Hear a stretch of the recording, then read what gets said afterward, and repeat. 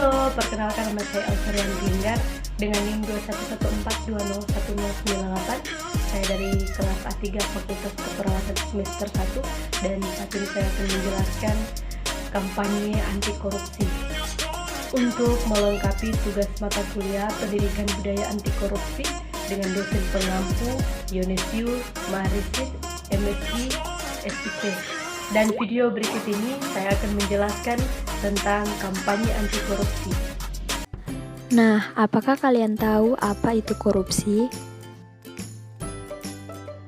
Korupsi adalah tindakan pejabat publik, baik politis maupun pegawai negeri, serta pihak lain yang terlibat dalam tindakan itu, yang secara tidak wajar dan tidak legal, menyalahgunakan kepercayaan publik yang dikuasakan kepada mereka untuk mendapatkan keuntungan sepihak.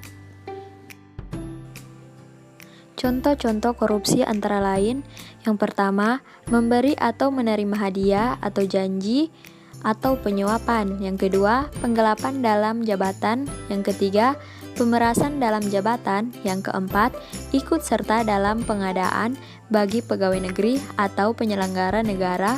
Dan yang terakhir, menerima gratifikasi bagi pegawai negeri atau penyelenggara negara. Ada beberapa nilai-nilai anti korupsi. Yang pertama yaitu jujur. Jujur merupakan salah satu nilai yang paling utama dalam anti korupsi, karena tanpa kejujuran, seseorang tidak akan mendapat kepercayaan dalam berbagai hal, termasuk dalam kehidupan sosial. Yang kedua yaitu kepedulian. Peduli memiliki beberapa arti, mengindahkan, memperhatikan, dan menghiraukan. Rasa kepedulian dapat dilakukan terhadap lingkungan sekitar dan berbagai hal yang berkembang di dalamnya. Yang ketiga, kemandirian. Kemandirian dianggap sebagai suatu hal yang penting harus dimiliki oleh seorang pemimpin, karena tanpa kemandirian, seorang tidak akan mampu memimpin orang lain. Yang keempat, kedisiplinan.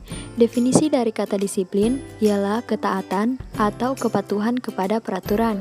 Sebaliknya, untuk mengatur kehidupan, manusia memerlukan hidup yang disiplin.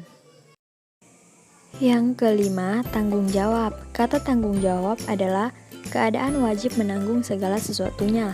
Kalau terjadi apa-apa, boleh dituntut, dipersalahkan, dan diperkarakan. Seseorang yang memiliki tanggung jawab akan memiliki kecenderungan menyelesaikan tugas dengan lebih baik. Yang keenam, kerja keras. Kerja keras didasari dengan adanya kemauan. Di dalam kemauan terkandung keteladanan, ketekunan, daya tahan, daya kerja, pendirian keberanian, ketabahan, keteguhan, dan pantang mundur. Bekerja keras merupakan hal yang penting guna tercapainya hasil yang sesuai dengan target. Yang ketujuh, kesederhanaan.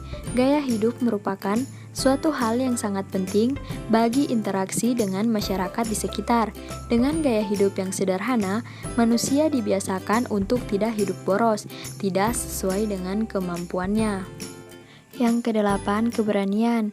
Keberanian dapat diwujudkan dalam bentuk berani mengatakan dan membela kebenaran, berani mengakui kesalahan, berani bertanggung jawab, dan sebagainya. Keberanian sangat diperlukan untuk mencapai kesuksesan. Dan yang terakhir, yaitu keadilan. Keadilan adalah penilaian dengan memberikan kepada siapapun sesuai dengan apa yang menjadi haknya, yakni dengan bertindak proporsional dan tidak melanggar. Hukum keadilan berkaitan erat dengan hak. Dalam konsepsi bangsa Indonesia, hak tidak dapat dipisahkan dengan kewajiban. Berikut dampak-dampak yang disebabkan oleh korupsi. Dampak korupsi terhadap aspek ekonomi. Yang pertama, penurunan produktivitas dan lambatnya pertumbuhan ekonomi. Yang kedua, rendahnya kualitas barang dan jasa produksi bagi publik. Yang ketiga, menurunnya tingkat pendapatan suatu negara. Yang keempat, menurunnya kepercayaan dari para investor. Dan yang kelima, keterbelakangan perekonomian negara. Dampak korupsi terhadap aspek sosial dan kemiskinan masyarakat. Yang pertama, tingginya tingkat pengangguran. Yang kedua, terhambatnya dalam mengentas kemiskinan. Yang ketiga, terbatasnya akses bagi masyarakat miskin. Dan yang keempat, kurangnya solidaritas sosial.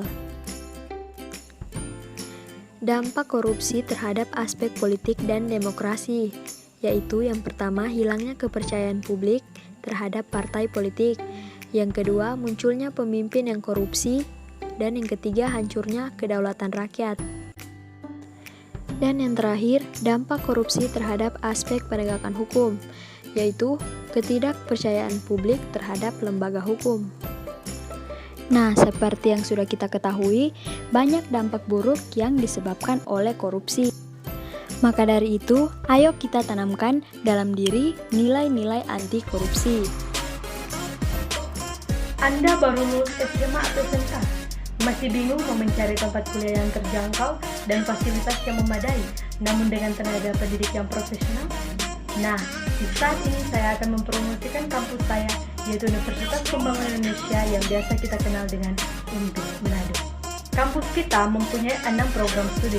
Yang pertama, Fakultas Keperawatan, yang kedua, Fakultas Pertanian, yang ketiga, Fakultas Ilmu Sosial dan Politik, yang keempat, Fakultas Hukum, yang kelima, Fakultas Teknik, dan yang keenam, Fakultas Sastra. Jika Anda masih bingung mencari tempat kuliah, mari bergabung bersama kami di Universitas Pembangunan Indonesia Manado.